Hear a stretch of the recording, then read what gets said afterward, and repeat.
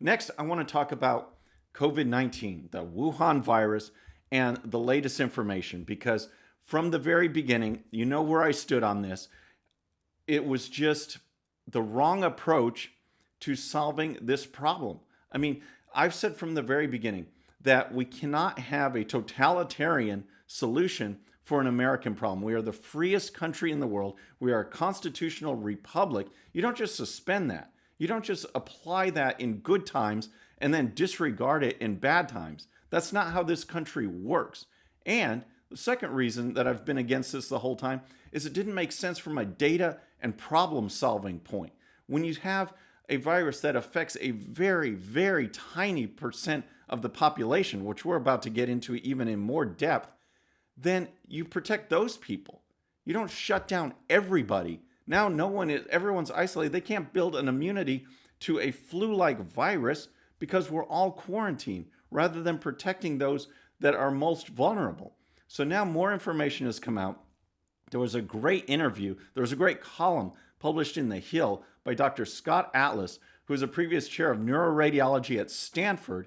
He was interviewed on his column, and the points that he makes up are what I've been talking about all along, but I wanted you to hear it from him, and here's part of that report. In fact, 50% of people that are infected have zero symptoms. And then another large percentage have nothing really significant that demands any medical care, and certainly not hospitalization. So when you look at the newer data that has come out, the estimates are that the fatality rate is very low, maybe 0.1%. So the actual number is a 0.1% mortality rate. That means you have a 99.9% chance of getting COVID-19 and not dying. If you get it, 99.9% chance that you will not die. And here's more. When you take the people who are going to die, 2/3 of people this is New York data, 2/3 of people are over 70. 95% of people are over 50. If you're young and healthy, you have essentially near zero chance of dying.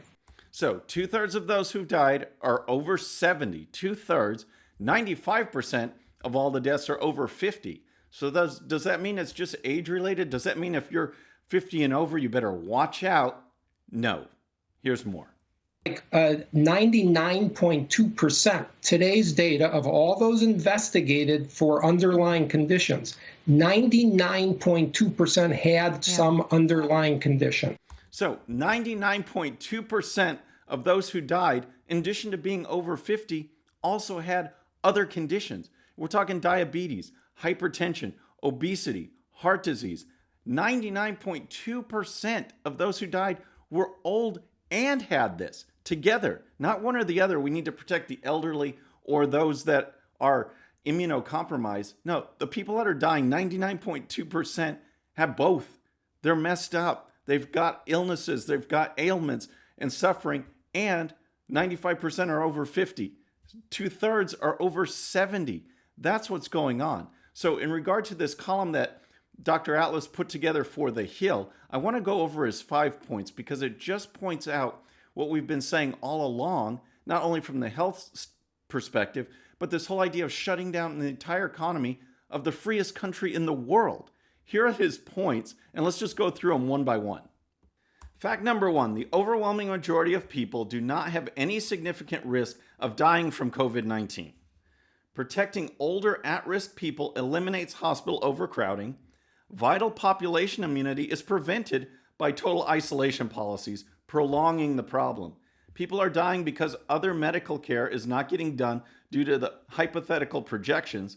And number 5, we have a clearly defined population at risk who can be protected with targeted measures.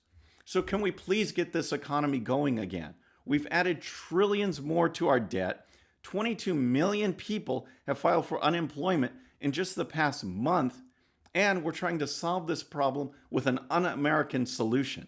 It makes no sense at all. Even back in mid-March, there was a column from Bloomberg that did a study on the deaths in Italy. Okay, so before we even locked things down, all of this information was known. Look back at Bloomberg, March 18th story showed in Italy, again, the average age of death, 80 years old.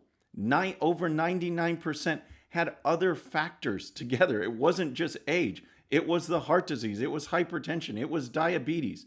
75% of those cases had multiple ailments in addition to getting COVID-19. The vast majority of the people will not feel anything. So those that compare it to the flu, it might be more contagious, and that's a line the media used to spread this. Oh, it's more contagious. Well, it doesn't matter if it doesn't affect you, if it only affects elderly people that already have ailments. Let's protect them, and let's get this country going, because the hype does not match the data at all, not even close.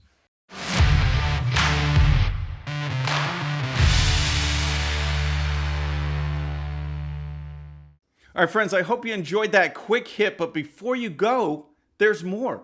Hit that subscribe button, hit that bell so you'll be notified, then check out the full show that this quick hit came from, and when you're done with that, here's another video just for you. Hope you enjoy it. Have a great day.